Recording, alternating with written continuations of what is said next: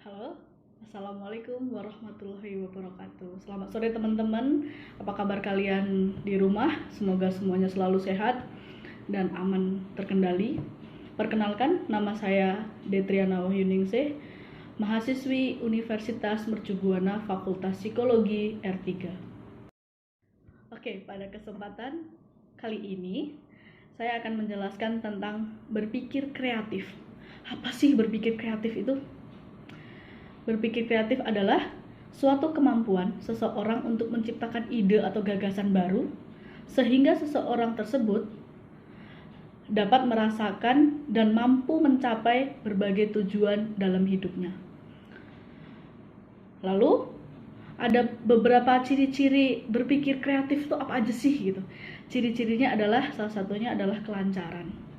Orang yang berpikir kreatif, maka dia akan memiliki kelancaran atau kemampuan menghasilkan banyak gagasan. Dia di dalam pekerjaannya, di dalam karirnya, ketika dia dituntut untuk berpikir kreatif, maka dia akan memunculkan gagasan-gagasan yang up to date, baru dan cepat gitu. Yang kedua adalah kerincian.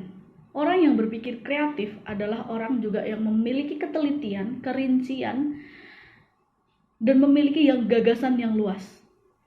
Lalu yang ketiga adalah keluasan.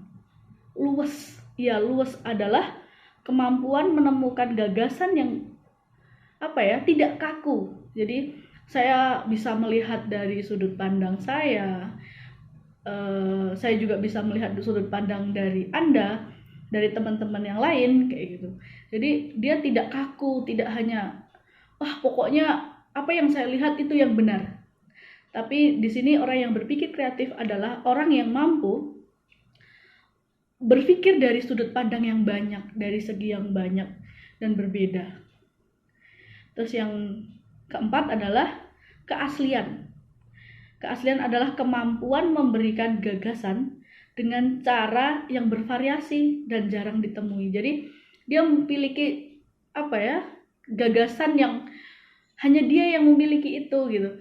Tidak meniru dengan gagasan orang lain. Selain ciri-ciri orang yang berpikir kreatif, ada juga perbedaan berpikir kreatif dan konvensional.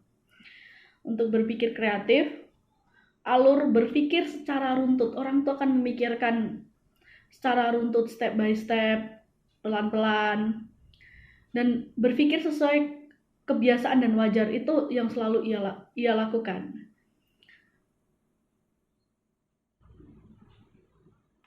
Orang yang berpikir kreatif itu pasti berpikir bagaimana risikonya, bagaimana apa yang akan terjadi jika dia melangkah sesuai dengan apa yang dia pikirkan.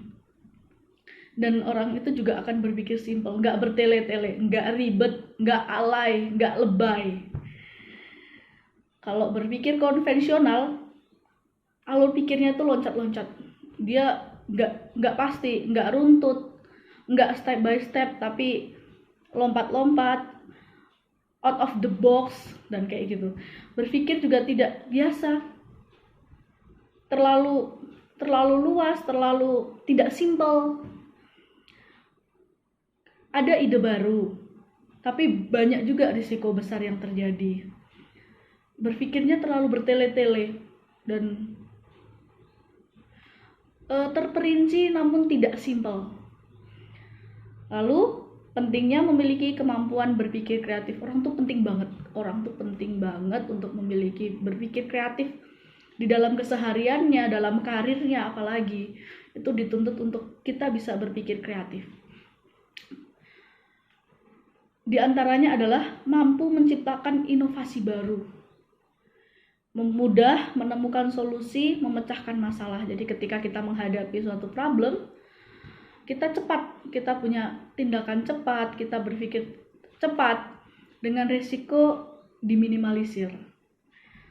Mampu bersaing dan fleksibel dengan keadaan yang tidak menentu. Jadi orang yang berpikir kreatif itu dituntut untuk mampu bersaing dan fleksibel dengan segala keadaan yang ada di lingkungannya. Lalu menjadi pribadi yang lebih detail dan terperinci. Lebih detail, jadi berpikir itu tidak hanya instan gitu. Jadi kayak dia akan memikirkan lebih terinci, lebih hati-hati lagi. Lalu menggunakan kemampuan berpikir kreatif dalam mengatasi masalah. Ya, kita tuh ketika kita menghadapi suatu masalah, meskipun itu masalah cinta, oke. Seambiar apapun, itu kita tetap harus berpikir kreatif. Kita harus pahami dulu masalah. Masalah yang kita hadapi itu ada apa? Apa yang terjadi? Jadi ada 3 tahapan di dalam memahami masalah tersebut. Yang pertama adalah mengekspresikan atau mengidentifikasi masalah. Sebenarnya tuh masalahnya tuh apa sih? Masalahnya tuh di aku atau di dia sih? Yang kedua adalah mengeksplorasi data, menginvestigasi latar belakang masalah. Jadi awal mula masalah tuh kenapa sih? Oh, karena cemburu mungkin kayak gitu. Kalau di karir mungkin karena saya tidak